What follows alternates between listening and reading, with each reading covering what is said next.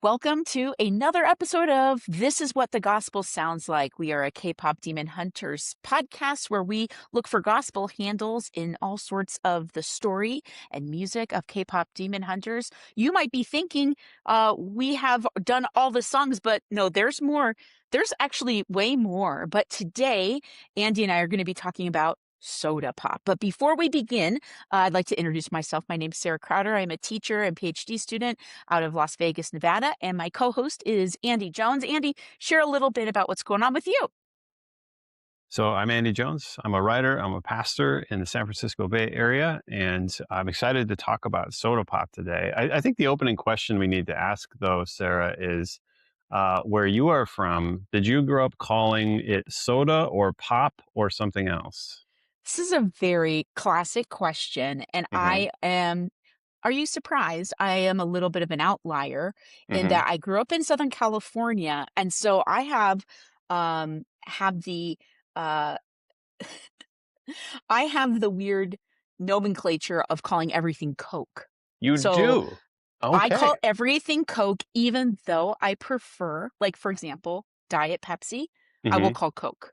Or any kind All of right. carbonated drink, my instinct is to call it Coke. And then I Wow. moved to Michigan and realized I think in Michigan it's soda pop. Like it's Like all different the in whole different thing? places. Yeah. Maybe I don't remember. Hmm. But what Interesting. what about you? How did you grow up?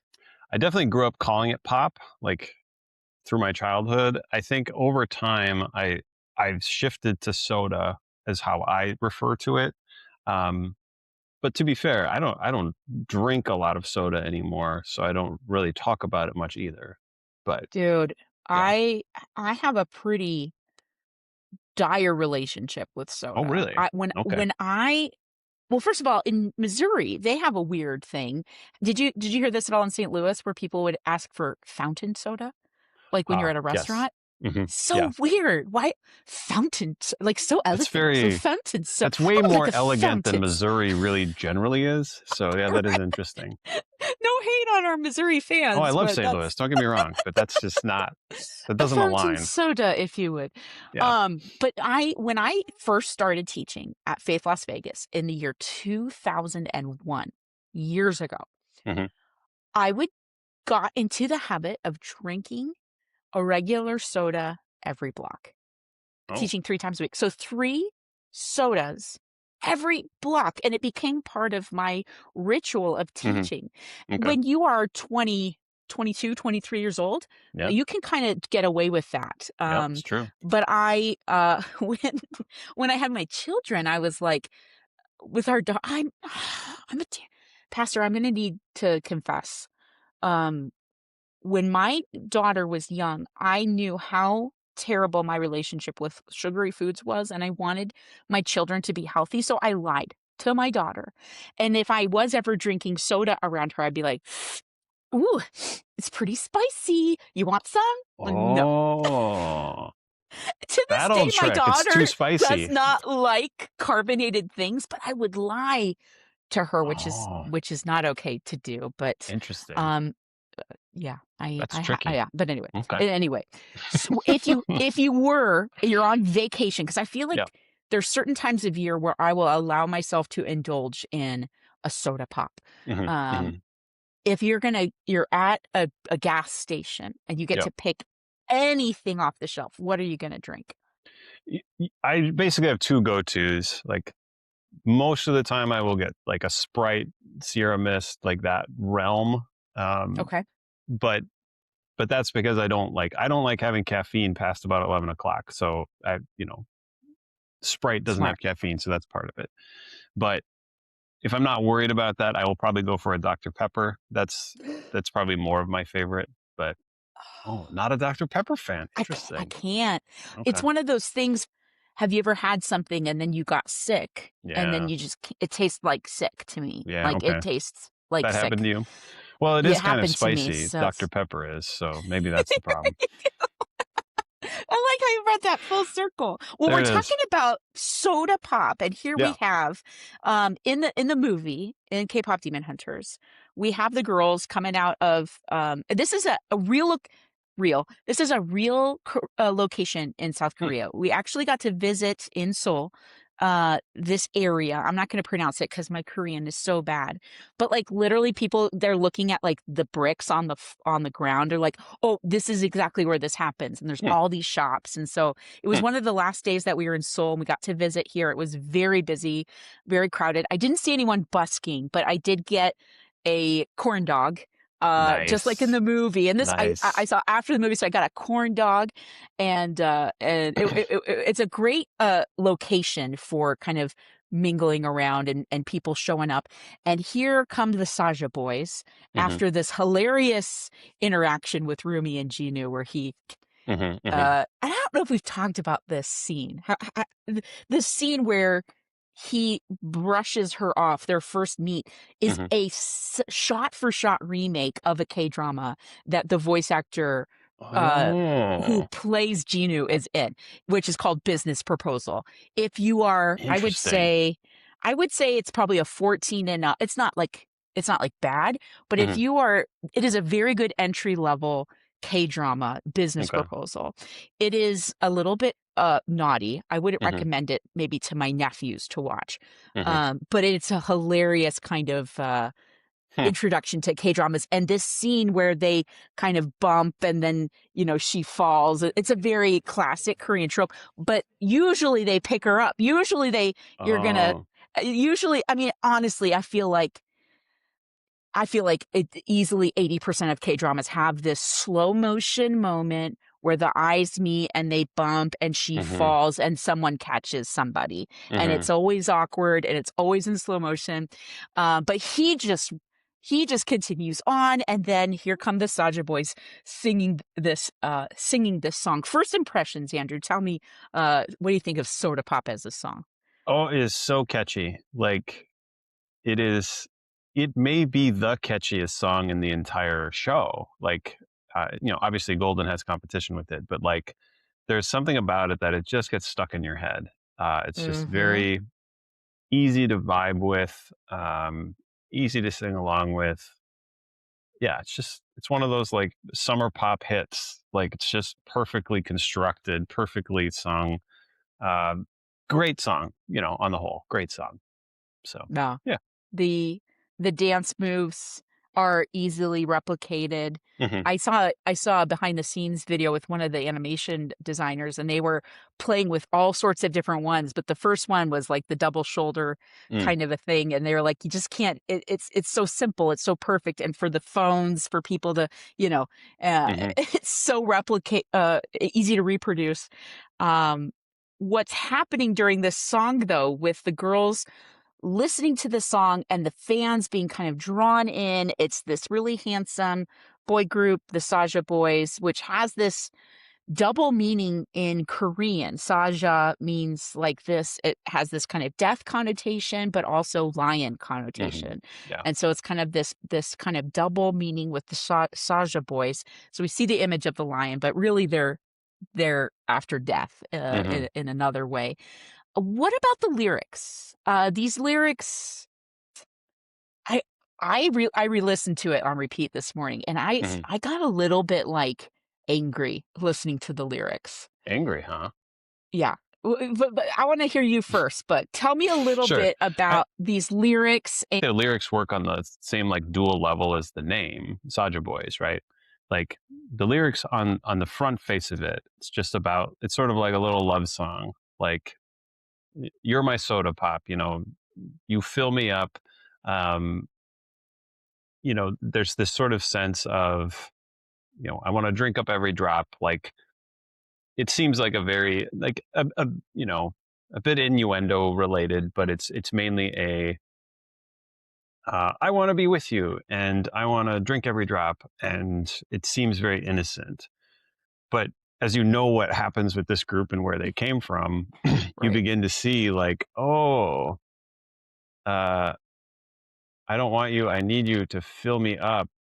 I'm gonna, because you understand like what's not said is I'm gonna drink your soul. Like right. so there's this very interesting like it works on one level as sort of a little nice pop love ballad, but on another level it's very insidious because it's not talking about being a boy band that's quasi interested in romance with you. It's much more about something deeper and Yeah. more addictive, and Mhm. and that's really what they're up to, right? Is they want you to get addicted to the sound so that you keep coming back for more and more and more, and you just give yourself away to them. So Mm. yeah, I think it's an interesting song because it does work on those two levels. Yeah, the, relationship, like, the innocence of like, "Oh, it's a sweet little fun song," and then you're Hmm. like, "Whoa, wait, no." The like, especially when the context of the story, and, the word that popped out for me today that I was like, it kinda got me a little bit, like, really ragey Hmm. is "My Little Soda Pop." Like, it's Oh, so I hadn't really it felt so just, like, demeaning. Like, it's so, sure. like, diminutive. It's trying to be sweet, but it's It's scary arrogant. and Yeah. it's arrogant, and it's just, like, really making me feel small and used. Hmm. If I'm going to listen to it on a deeper level, Yeah. and if I'm thinking about it in a relationship Yeah. sense. Yeah. And so as like a love song, which, I don't think this is what the gospel sounds like in Soda Pop. I don't No. think there's anything in here that sounds, but it does remind me a little bit of the Bible, of a verse that I read with my students every year, which is, from Proverbs, talking about this. It's a father, talking to, the son, Hmm. and warning against, this woman who would be tempting into adultery. And so not like a healthy kind of a relationship, Hmm. but this kind of temptation. And so the verse that we, read about a lot is coming from, Proverbs 5, verse 5, and it says, "My son, be attentive to my wisdom, incline your ear to my understanding, that you may keep discretion and your lips may guard knowledge, for the lips of a forbidden woman drip honey, and her Mm. speech is smoother than oil. But in Mm. the end, she ends up as bitter as wormwood, sharp as a two-edged sword. Her feet go down to death. Her steps follow the path to Sheol. She does not ponder the path of life. Her ways wander, and she does not know it." And so there's Mm. this kind of warning. And I, Mm. I talk to my students about this a lot as they are in relationships, and they're 14 years old, they're 15. A Yeah. lot of them are entering into relationships, friendship relationships, boyfriend, girlfriend relationships, all sorts of things. And I warned them, I said, what does this look like today when it's talking about, I said, I don't want to be demonizing women here. This is not talking about all Right. women, Right. but Right. Right. this is talking about a specific woman who's going to try to tempt you away from what is good in life. And it's going to seem sweet at first, but it's actually bitter, leading to death. What do you Yeah. think? Solid. And I think this is a great like example to use to counter sort of some of the language of Proverbs 5 where it's talking about a woman. Here's the sweet Saja boys who are men. So Right. that allows you to sort of have the dichotomy there. That's good because they're definitely like K-pop stars, whether men or women, are sex symbols for, or at least many of them are. So like Yeah. there's a sense in which that is really a good connection.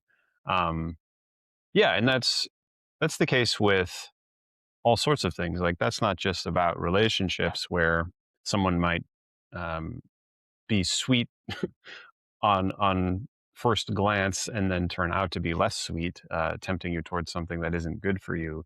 But that's all sorts of things beyond relationships, right? Like That's true. that could be anything that has addictive power, whether that's actual things like food and drink that can tempt you in those ways, or um, various substance abuse things can happen where it seems like it's good, it seems like it's fun, it seems like it's good for you, but it ends up being tragic and terrible for you and not good for you in the end. There's all sorts of things that can draw us into those sorts of addictions. You're in Las Vegas. Gambling's a huge problem, not only there but all over the world. Um, I'm very concerned about the targeting of young people for Mhm. sports gambling. I mean, Yeah. we're in March Madness right now, Mhm. that students, just on their phones can be it used to be that there was more guardrails to guard Yeah. against this Yeah. kind of, these things that lead to destruction. It seems innocent at first, Yep. and, but can lead into an addiction in a way that changes who you are Yep. and makes you addicted and ashamed, and that's not the path that we want for our students or for ourselves. Yep. We don't wanna be I mean, even K-pop can be or even, like, fandoms, like, I can be someone who gets, addicted to games or, like, Pokemon Go or different things. I need Yeah. to make Yeah. sure Yeah. that my enthusiasm does not take away from my energy for my family or for my job or for, whatever, that Yeah. everything has its proper place. Yeah. Yeah. Um, Yeah. but this song, it's seems so good and sucking them in, but it's really that My Little Soda Pop, it's so possessive and it's Mhm. so demanding. Yeah. Like it and I think I'm thinking about the relationship aspect of a dangerous relationship that would ask you to give everything. Like there's Mhm. nothing here that the Saja Boys are offering. They're just Right. demanding and demeaning and taking everything. And I see sometimes students in not just romantic relationships, but in friendships where there might be someone who wants to suck everything out in a relationship without offering anything. You know what I mean? Without any kind of like symbiotic kind of healthy kind of a relationship. Yeah, for Do, sure. do, do you know what I'm saying? Like sometimes Yeah. I see that you see the kids are like they get sucked into these things. It Yeah, can be pretty damaging. for sure. Yeah, there's all like soda pop lyrics are all about taking, not about giving. And yeah, and it's not just like receiving, it's literally taking. Like take a Mhm. big bite, want another bite. Like more, more, more, more, more. So like Right. there's a sense in which there's no way to satisfy uh the Saja boys. Like you So give them everything you want that they want and they still won't be satisfied. right. And that's exactly like their other song, My Idol, like, you know, sorry, Your Idol. Like Mhm. that's what an idol is. It's something that you can give everything that they ask for and it will never be enough. That they will never be satisfied. And and that's just the opposite of, the relationship that we have with our God is that we have nothing to give. And Mm, he's already satisfied with us because he simply loves us. He's satisfied with us because he chooses to be, not because of what we've done or what we've given or what we've provided, but just because he chooses to be. He chooses to provide for us rather than the other way around. Um, mm, so I think Soda Pop and Your Idol like really pair together kind of perfectly uh, in this film. Like the introduction of it seems sweet, but then by the time you get to the reality of it, you're like, oh, this is dark. Um, yeah. but They're they're really the literally, same like, song. inviting people to come up to their death to be Yeah. destroyed, like, that's the end goal, and Hmm. it's not always obvious, and even, when you think about your idol, like, the entrancement of it, is Hmm. kind of it's like we need to be kinda snapped out of it. Hmm. This is not what the gospel sounds like. What do you think? What are there gospel handles here?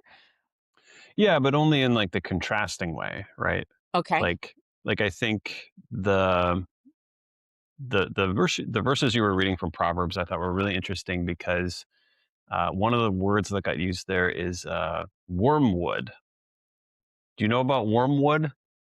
Mhm. Tell me about Well, wormwood, Sarah. no, wait, what do you mean wormwood? Because 'Cause I'm thinking of C.S. Lewis. Oh, you're thinking of C.S. Lewis. Yeah, that's good. Tell me about C.S. Lewis and wormwood. That'll be a good place to start. Well, right, isn't that with the, uh, uh, Screw Tape Letters, right? Yeah, Is one of the characters is Wormwood? Is it the uncle or is it the the nephew. Yeah, The the one nephew? receiving the letters is Wormwood. Yeah. Right. And so the screw tape letters is this kind of demonic advice to a younger demon on how to really distract and destroy Hmm. God's creation. So it's a flipped narrative. It's not a Christian story, but it's more from that kind of demonic angle. And so Yeah. that's what popped in my mind when you said wormwood. Are you going to tell me about the plant, the actual like wormwood? Yeah. There is a plant called wormwood. Um, Okay. so if you are a person who sings hymns, there's a hymn called "Go to Dark Gethsemane," Yeah. and in that hymn, there's like this phrase, "Oh, the wormwood and the gall."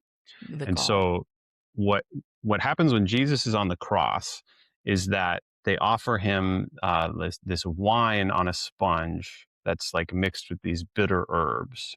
Mm, And wormwood and gall are two of these like bitter herbs that are meant to be sort of like kind of quasi pain relievers in a way, um, but also like they're just like they're like poisonous. Like they're not good for you. You're not supposed mm, to consume them. And I don't know okay. a lot about them. If you want to talk about plants, you got to talk to my wife. Like she's Okay. the plant expert. But I just know that they're bad for you, and um, it's something that comes up in one of these hymns. And so I'm trying to remember. Like I know if you consume too much wormwood, it's like toxic to you. It can only work in like a very small dose to dull pain. But yeah, so when they offer it to Jesus on the cross, it's offered in this, I don't know. It's hard to tell for me. Like I can talk myself into both possibilities of it's being offered actually to dull pain, or it's being offered as a mocking sort of Mm, way of like, here, try to drink this. But in the context of Proverbs 5, like the idea that you would eat honey and then it would turn to wormwood is like awful. Like right. uh, it's I can't even think of a good comparison food wise. Like, and just think of something you hate and like here's some honey, and then the thing you hate is what it ends up tasting like, which for It's me would like be olives. But you you're know, thinking you're gonna drink some Diet Pepsi, and then it's Dr. Pepper. Whoa. oh, that would be such a good thing. Come on, No. No, but but similar to that's that, yeah. no, yeah, when I think of My Little Soda Pop, and I think about Proverbs 5 connection, Hmm. it also does remind me of a 16th century English martyr named Thomas Bilney and Cool. his sermon that he talks about his realization about the sweetness of the gospel. So we're Mm. going to contrast this Yeah. with this this sweetness that is actually leading to death, like in Proverbs 5 and like in Soda Pop, Hmm. with Thomas Bilney in a sermon. I'm just going to read you just a little bit of it. Talks about the sweet message of the gospel. He said, I chanced upon this sentence of St. Paul, oh, most sweet and comfortable sentence to my soul. It is a true saying and worthy of all men to be embraced, that Christ Jesus came into the world to save sinners, of whom I am the chief and principal. This one sentence, though, through God's instruction working inwardly in my heart, did so gladden it that when what was before wounded by the awareness of my sin, almost to the point of desperation, that immediately I felt a marvelous inner peace, so much that my bruised bones leaped for joy. And after this, scripture began to be a more pleasant to me than the honey or the honeycomb. Mm. And that to me is a picture of the sweetness of the reality of the gospel, that it recognizes that there's an illness in me. I'm a sinner. Hmm. I'm a huge sinner, but Hmm. that Christ loves sinners and that the gospel is for sinners, and that by receiving this salvation that God has provided through us through his son Jesus, who lovingly takes in the wormwood and the gall for us. Yeah. Now we have this sweet life where we are no longer letting the jagged edges, come inside and just destroy us, but rather we have this moment of like joy and gladness and sweet, like real organic sweetness that's Yeah. healing. Yeah. That's the gospel. That's what the gospel sounds like. Yeah. And so that's good. I love how you brought that back to the cross, and like Jesus takes the wormwood and the gall. Jesus takes the bitterness that like we took in the soda pop and got death from it. Jesus takes Mm, that bitterness on, takes on that death, and gives us an exchange, not soda pop, not some no. sweet sugary nonsense that's bad for us, but he gives us a true sweetness, something that is really actually good for us. And yeah, the Well, true I mean, gospel, that's beautiful. we could go sacramental too, and that we Mm-hmm. receive him. Mm-hmm. That when in the Lord's Supper, we receive the body and blood of Jesus and the forgiveness of sins in this tangible way, Yeah. um, in the Lord's Supper. And so this means Yeah. of grace is this sweet gift given to us by our Savior, who sees us as sinners, doesn't and gives us forgiveness. That's beautiful. So I'm going to ask two questions. First one, Oh just to be boy. funny, is Okay. what do you think about the wine in your church for communion? Is it good, or do you think it needs could use an improvement? I am determined to not be a wine snob because I like to drink wine. Yeah. I like to this is okay, this is for our younger listeners. I'm going to talk about alcohol a little bit here as an adult person. Hmm. I like to drink wine. And my friend Ben Haupt once told me he's a wine expert. He knows He is. about wine. Yes, And he once told me that you can tell if a bottle of wine is bad if it has an animal on the label. And I've heard that. Yeah. I have taken that as a challenge. I freaking enjoy animal wine, and I Hmm. don't want anyone to take that away from me. So I am someone who enjoys wine. I Hmm. get surprised when I'm at different churches and the wine is different. Yeah. Like Yeah. at my mom's church, the wine, you know how sometimes they have the wine and then the wine alternative if someone Yeah. is gonna Yeah. the wine at their church is white wine and the wine at my home church is a red wine. And so I always have this like mental like, what am I doing? Yeah. But I like to take communion and Doesn't I matter don't what it is. Yeah. Okay. I I'm pretty easygoing and I'm determined to not care about wine because I'm afraid of becoming a wine snob and being like, Hmm. "Oh, the tannin, oh, this." Because I I know that see. that can be a great enjoyment to be discerning on things, but I Sure. kinda wanna be Sure. Sure. stubborn and just be like, "I'm ignorant on wine and I enjoy it. I love Give it. me It's my good. rooster wine."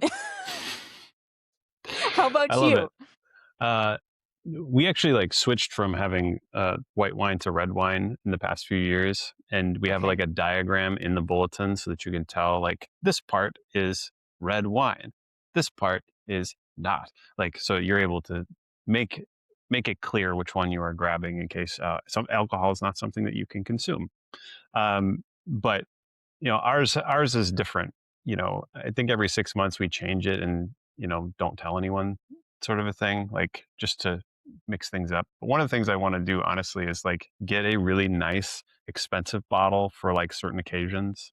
So like for Easter, like let's drink something that's like really good, and Right. not that anyone will notice, but just there's something about it Oh, that's like, people totally would. You don't think people would notice? well, I think when you're drinking that small amount for communion, I don't know that you can recognize the difference between this is a $10 bottle and this is a $100 bottle. I think it goes too fast for you. Um, Mm. but regardless, the other thing I was going to say though is, uh, One more oh, thing before you okay, you go, go ahead. because I will say I do love a story. Okay. And at the 1517, here we still stand in San Diego, they Hmm. will have like a closing banquet. And I am telling you, I don't know how, like the cost, it is an overwhelming gospel banquet. I mean, it feels like heaven. The True feast. flowers Yeah. and it is a true feast of just joy. Hmm. And there will be bottles of wine Hmm. that are very nice bottles Hmm. of Hmm. wine. And so we're looking at it and there's like three different bottles.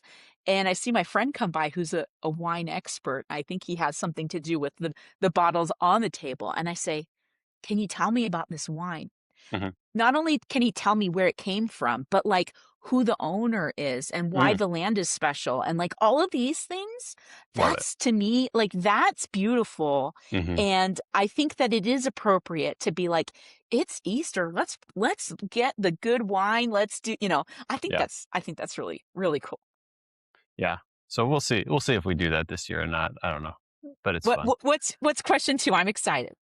Have you ever heard of the practice of serving milk with honey to like the newly baptized or people who aren't able to commune yet? It's sort of like this foretaste of the feast to come. Have you ever heard of So that? like, no, as a like as a liturgical practice or as like a current practice, Yes. historical A practice? more ancient liturgical practice. Like, Okay, let me think a second because I love learning about ancient baptismal liturgical practices around baptism and the idea of like, I mean, probably not doing it naked like they used to, but like doing it like in a cave overnight and then mm, like in the morning and going into the oh, water. I think that's so cool. fun. But Yeah. tell me more. Tell me more about this milk and honey. I can't find it back. I read about it like 10 years ago and I can't find the source material back to figure out where and when it was. I just remember reading about it and being like, that's brilliant. Like, so for example, um, you've got like children, maybe kindergarten, first grade, who maybe they haven't been instructed in receiving the Lord's Supper yet, but they come up and I bless them for during the communion time and stuff. But if I could have something to give them that would remind them that they're a part of this, like I feel like that would be Mm. fun. More than And just like a blessing, receiving a yeah, like blessing. actually receiving something like Mm. tangible and physical. Not that that would Mm. be a sacrament, but it would be sacramental. Like, you know what I mean? Mm. Mhm. And so I've often thought about that. Like the logistics of it are a pain. Don't get me wrong, but it was just one of those like super interesting things that I thought that That would be so is cool. interesting. Um, but That is just if you'd heard interesting. of it, I was just curious. So, That unlocked a memory for me because I did have milk and honey once, mm, in the '80s when my dad, he would do these youth group things, and he would do these crazy things, and he took over the entire gym and made a walk-through Bible experience, and everybody ooh, had fun. little stations, and, like, you would, like, go through the whale and, like, John the Baptist's head on a platter. I mean, it was, like, very, like, visual, like, Wow. it was awesome. Yeah. And there was the milk and honey, and it was so experiential. Like you would eat the milk and honey, and I remember having that and being like, "I'm in the Bible." It Yeah. was just like That's cool. like a fun, that's a fun memory, but a contrast to Yeah. what we have in the song Soda Pop with the Saja Boys. This kind of demeaning, demanding, and taking everything, Hmm. contrasted with the other Bible verse I had in mind as we close out is, this demanding of the Saja Boys kind of taking everything Hmm. versus Christ, who in Philippians 2 in that beautiful hymn Yeah. empties himself for Yeah. us, Yeah. becomes a servant, not an idol, becomes a servant. Yeah. That the gospel sounds like Christ giving himself, taking in death into himself and laying it all out for our benefit because of his great love for us. That's what the gospel sounds like, that our God, who has created us, saves us from our sinfulness, even though we are chief of sinners.